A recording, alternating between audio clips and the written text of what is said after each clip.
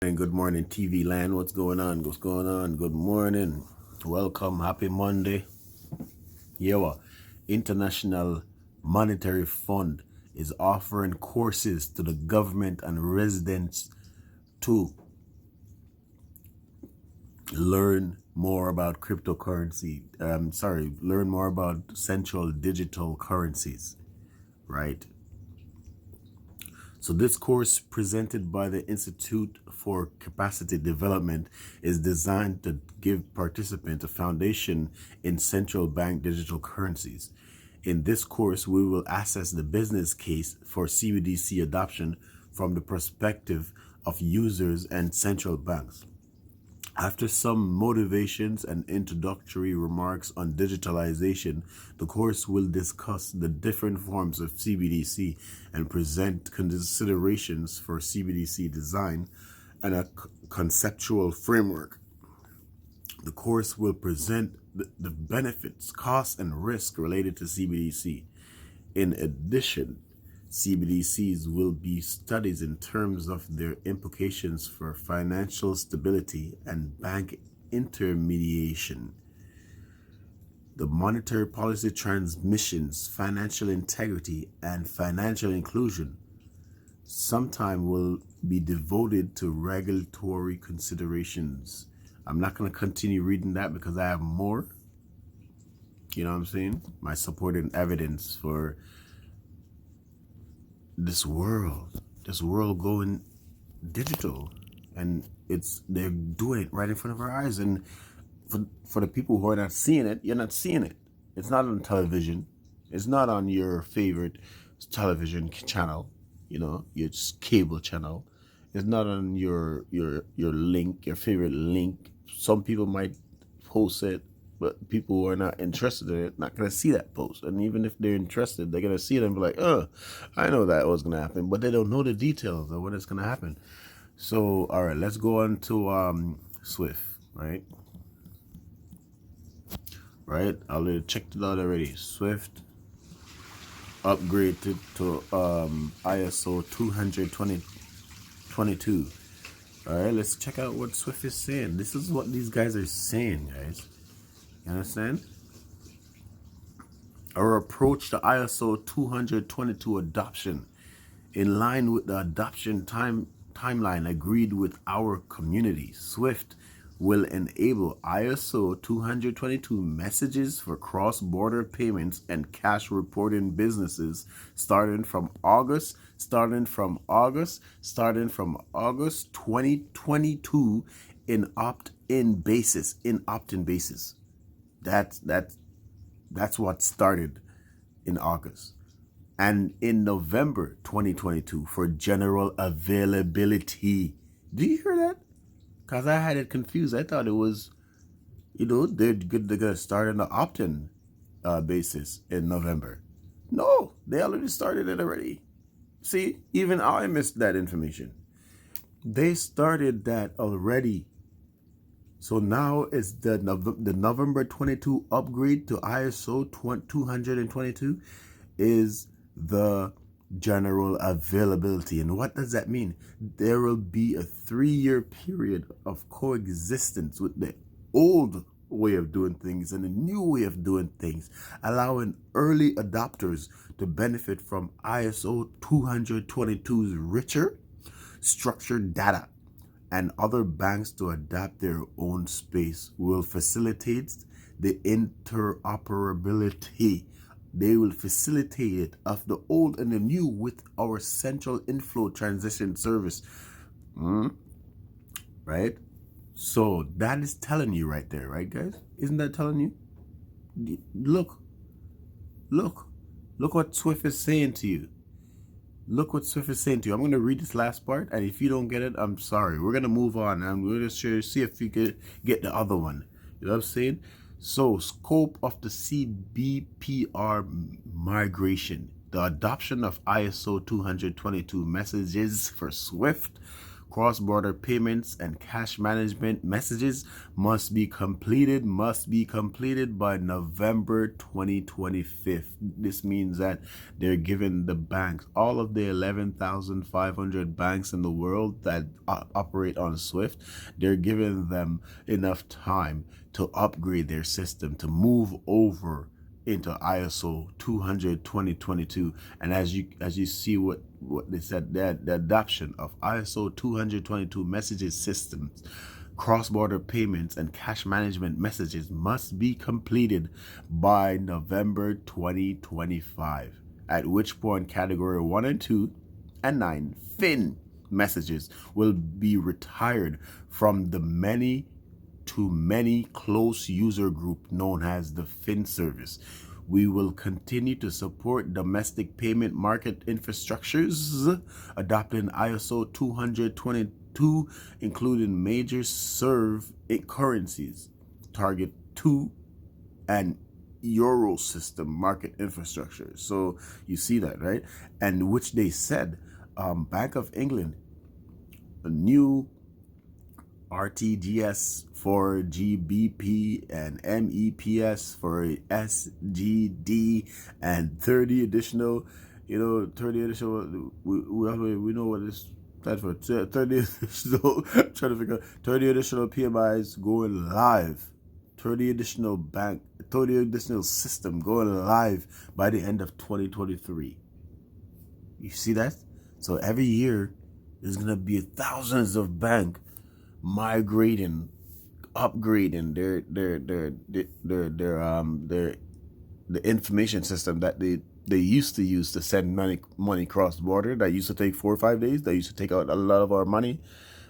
We have to pay to send money, right? We're still gonna be paying to send money with the new system, but it's gonna be, you're barely gonna see the money that you're paying, right, to send the new system. So let's go. I have a few more articles that I wanted to get through, just to support my argument. All right, so I was watching this video here with Jim Rogers, central bank digital currency coming, silver and gold outlook. Jim Rogers. Where's the video? Okay, it's at the end where he said it. They always they always leave the juiciness at the end. So let's dive in. Let me scroll it all the way up or over, all the way over. This is where I see, because Powell in his last speech about 2 weeks ago talked about a central bank digital currency and how it wouldn't have anonymity. So what do you think that would ultimately, that's what they would roll out, the end game? Well, nearly every central bank in the world is working on digital money now. Right. Chinese are way ahead of all the rest of us. You cannot take a taxi in China with money. You have to have your digital money. You cannot buy an ice cream. Seriously? Yeah. Wow. No. I tried to buy an ice cream one day in Beijing. The woman didn't know what to do because I had money. I had Chinese money. She gave me the ice cream.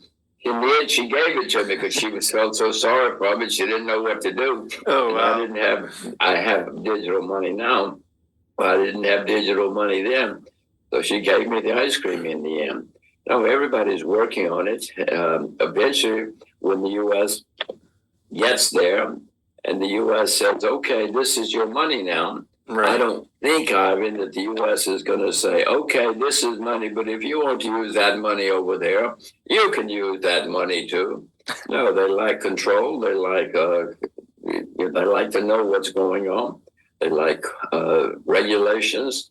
So yeah, I'm sure we'll have computer money eventually. It's much more efficient, but it gives them more and more control, which they love. I don't like it, but they love it. Yeah, exactly. And that is true, Jim Rogers. They are going to move forward with the CBDC new infrastructure, ISO 200 2022, because it gives them ultimate power. This is the fiat currency, still in power, still in play. 10 times more control, more influence, 10 times more. Now they're gonna see everything what we do with our money, everything that they couldn't get to see, that they had to ask, that they have to get a warrant or a subpoena for the banks to show up. They don't have to do that anymore. They just pull up. That's it, right? So of course they're gonna move with it. Look at fiat. Look at the cryptocurrency. Cryptocurrency was designed to kill the dollar. It was designed. Bitcoin was designed to kill the dollar. Crypto was designed to kill the dollar. These central bank and central banks don't have a choice but to move over to ISO 222. Because if they don't, this thing is going to roll right by them. Who do they need to support these banks? They need the retail investors. They need us. Remember, it's only 1% of them who have a lot of money in the world, which is a couple of billion people. But the mass majority of us, they need us. They need our money. So if we start taking our money out of the banks and putting it into crypto, putting it into Bitcoin, which most of us can't afford right now, they're done. The fiat currency is done. So they need CBDC to challenge Bitcoin. Listen, these governments are not going down without a fight. You can't be sitting on $20 billion for your entire life and then one day expect, let me multitask, and one day expect, that it's going to get better, right? And one day expect that they're going to just take it, they're going to come take what you got, and you're just going to give it up like that. You're just, oh yeah, take it. Just take everything. I've been sitting on it for 20 years, so take it. You deserve to have it. They're not going to do that. They're going to fight you. All right, so let's check out... I was on XRP. I was on XRP's website yesterday, and I found some important things like who's gonna be, if you're wondering who's gonna be rolling out the digital currency right here, right? So let's go on XRP website.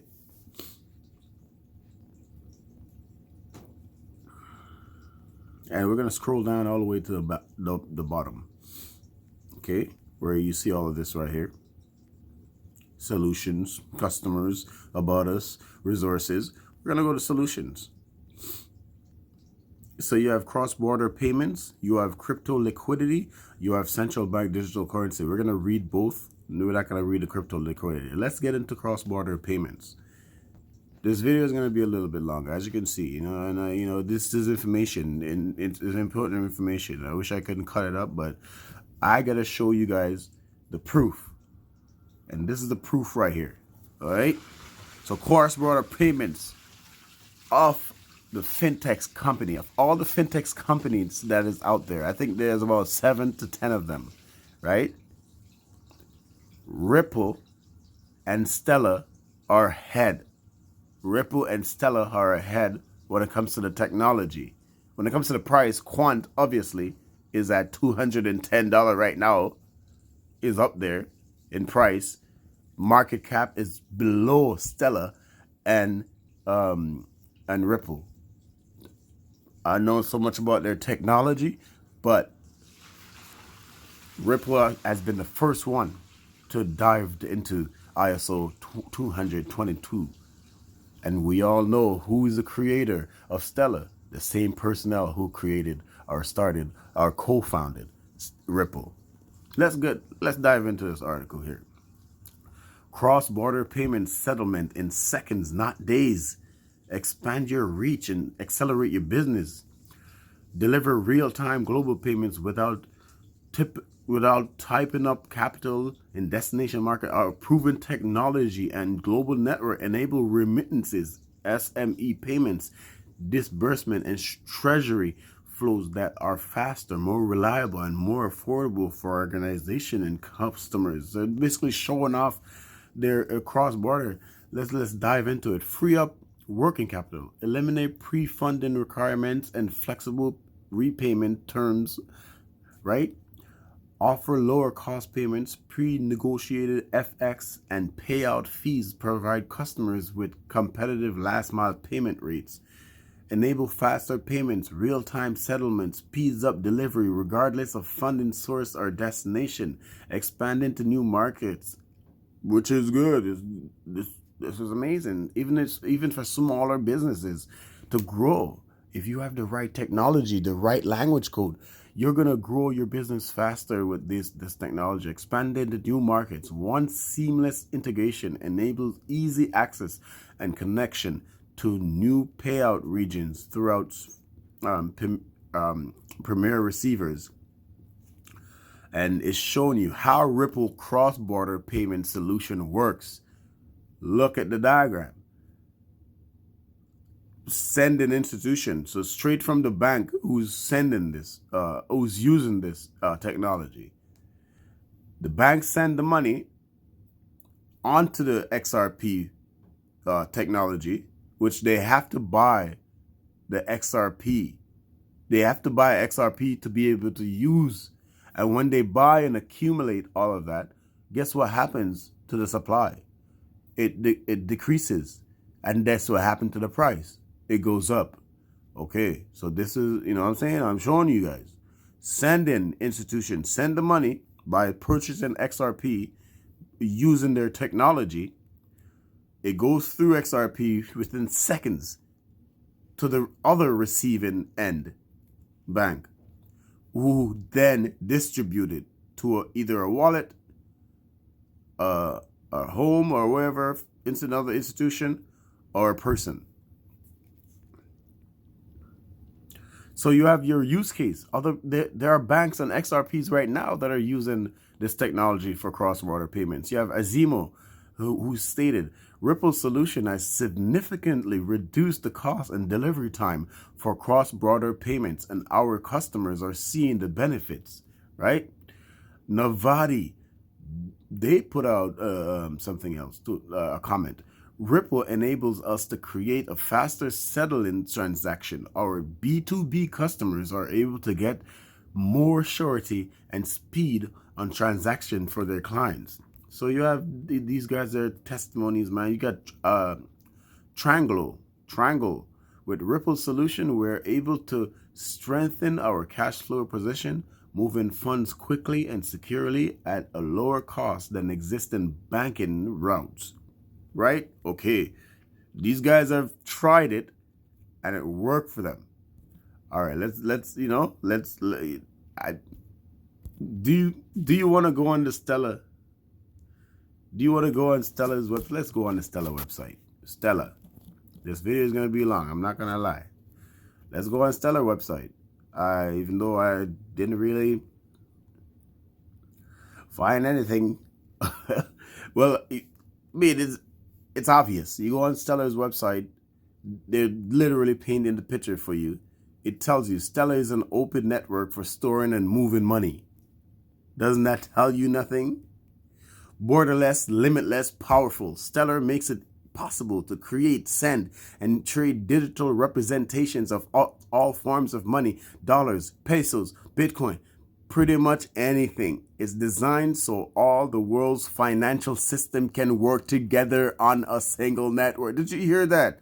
It is designed so that all the world's financial system can work together on a single network. Need I say more? Let's go to that last video. You know, I can end it right now, but I want to go to that last video.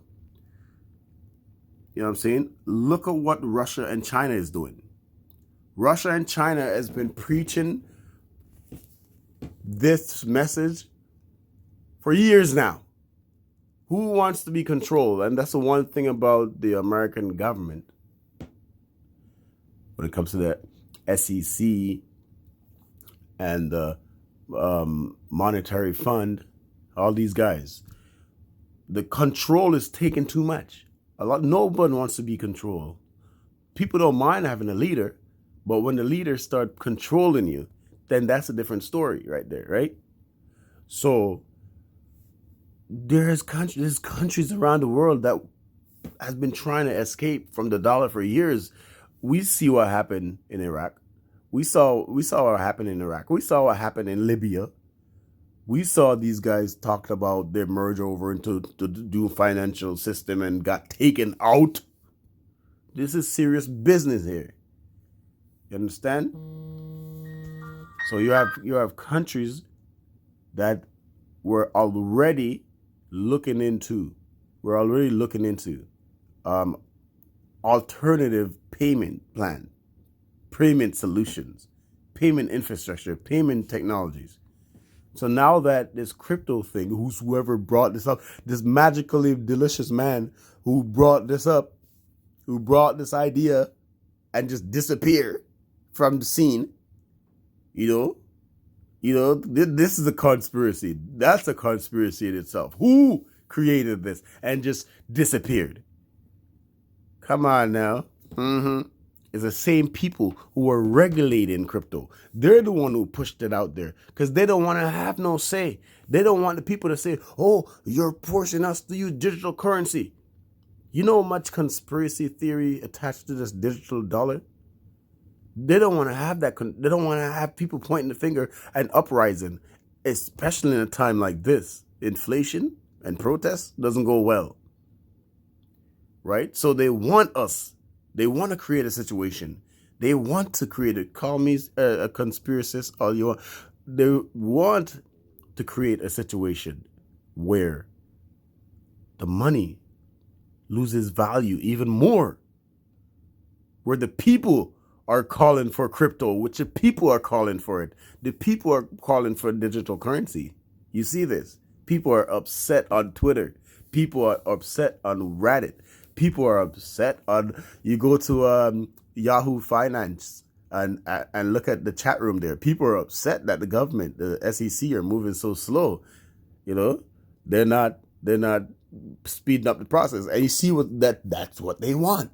And as you can see, when we checked out the IMF website, when we checked out the SWIFT website, when I showed you website like Stellar and Ripple, they're all together. They're all working on the same thing that the majority of the crypto land members are shouting, are demanding for. They're working on it. They're fixing it. All right? They're implementing it, I should say. They're fixing their old system and they're slowly pushing into digital. This has been going on for 10 years now, this digital conversion. They've been trying this. They've been doing this for a long time now. But who have eyes to see, let them see, right? Let's get into this. Let's get into this video.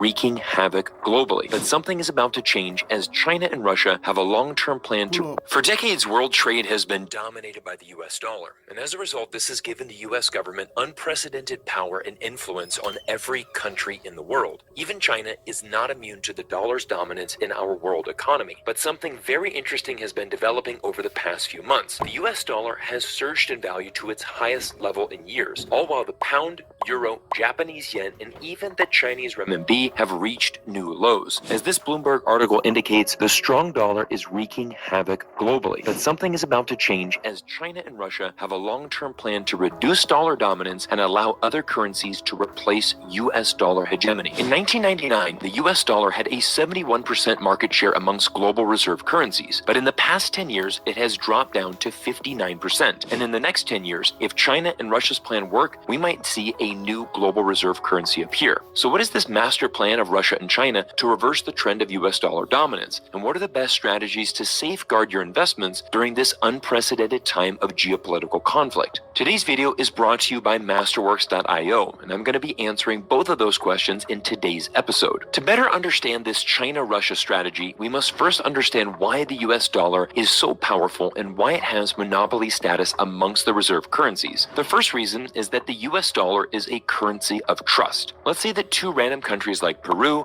and Nigeria want to trade with each other. Because their local currencies could fluctuate significantly, both nations would prefer to use a more stable currency for international trade. The United States dollar is more stable and less volatile, thereby allowing both countries to feel more comfortable doing business. Nearly 80% of world trade is conducted in US dollars. The second reason most countries prefer US dollars is because it's the only currency that allows you to buy oil from Saudi Arabia. In 1945, the US government made a strategic deal with the Kingdom of Saudi Arabia to protect Saudi in exchange that the kingdom will only sell its most precious commodity in US dollar. And the final reason is the SWIFT banking system that was created after World War II and now dominates all worldwide financial transactions. Currently, SWIFT is used in over 200 countries and 11,000 institutions around the globe. But tensions between Russia, China, and the United States are escalating rapidly. China is upset with the United States for their support of Taiwan, and Russia is now the most sanctioned country in the world. Since Russia has been sanctioned by the US, Russia is not able to use its US dollar reserves, and at the same time, most Russian companies and banks have been removed from the SWIFT network, limiting their abilities to trade with other nations. The West believes if they can continue to sanction and cut off Russia from the world, eventually Putin will give up his war on Ukraine. But Russia has one strategic advantage that is making this scenario difficult to come true. Russia has extreme leverage over Europe and the world, as they are one of the world's largest oil and gas producers. So even though Saudi Arabia and other countries are using dollars to sell oil, Putin is forcing countries to buy rubles to purchase oil and gas from Russia. So despite European countries uniting together and standing for Ukraine in this ongoing war, many of them have had to swallow their pride and at the same time purchase Russian rubles to pay for oil and gas. At the same time, China has its own leverage with the Belt and Road Initiative. As I've covered extensively on this channel, China's BRI is a $3.2 trillion project entailing China giving out generous loans to countries around the world. China's BRI project has been so dominant in the future development of our world that currently there are 165 nations around the world who owe a collective debt of $385 billion to China. Now, some of these countries have taken on too much debt and find themselves in a difficult position to pay back. According to a new report, 42 nations owe China debts that exceed 10% of their GDP. Now, this gives China a tremendous amount of leverage, and this is where China has an amazing opportunity to change the future of global reserve currencies. To encourage more of these nations to use the Chinese renminbi in trading, China could start asking these countries to take and pay back loans in Chinese yuan instead of the US dollar. To ensure that countries would choose this option, China could incentivize them by giving them a 1% discount on their debt. Let's see how this would play out in real life. Take a country like Pakistan, for example, that currently owes China more than $24 billion in debt. A 1% discount on $24 billion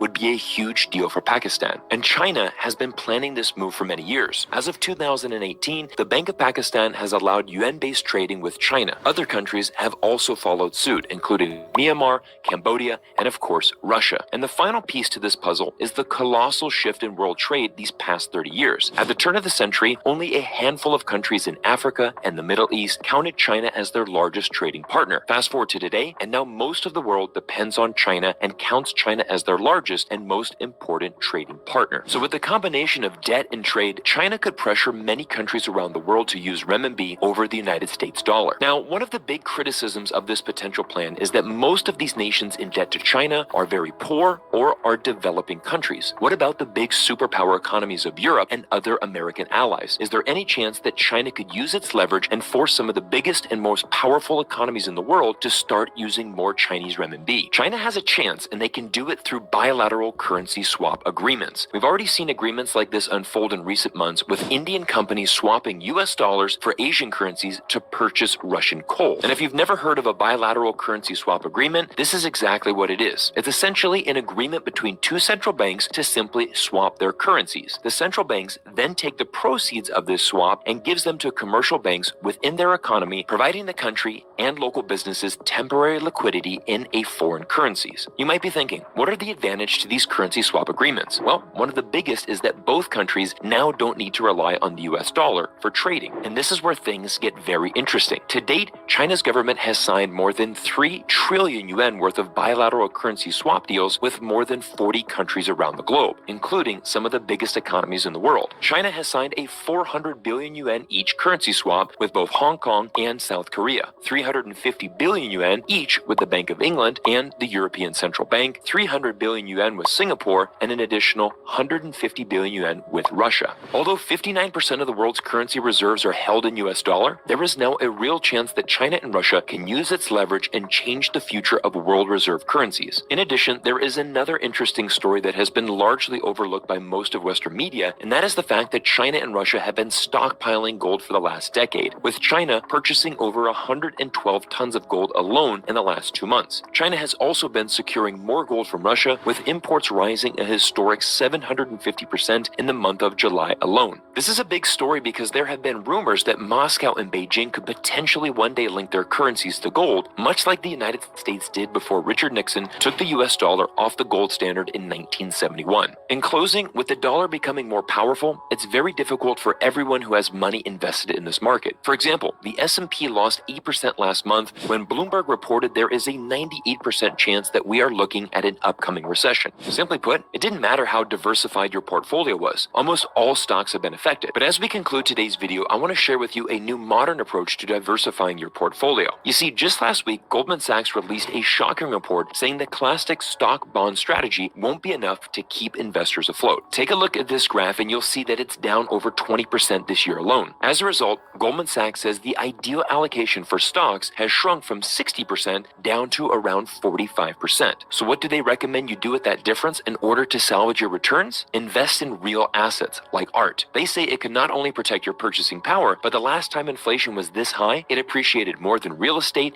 and even gold at an unheard rate of 33% year on average. Like I mentioned at the start of the video, Masterworks is today's video sponsor, and they are a unique platform that allows you to invest in contemporary art by legends like Picasso and Banksy, but for a fraction of the full price. When they sell a painting you're invested in, you see a share of potential profits. So far, Masterworks has had 6 exits for an average net return of 29% to investors. One of those exits was as recently as August for an incredible 33.1% return. Honestly speaking, I've been working with Masterworks for most of 2022, and they have been an incredible company to work with. For years, art investing has been reserved for only the richest and elitist members of society, but Masterworks is allowing average investors like you and me the chance to invest in truly incredible investment vehicles. Diversity is the key to every healthy investment. Currently, there is a wait list to join the investment program at Masterworks, but you can skip this. Okay, this guy's talking too much about his sponsor right now. All right, so we get the point, right?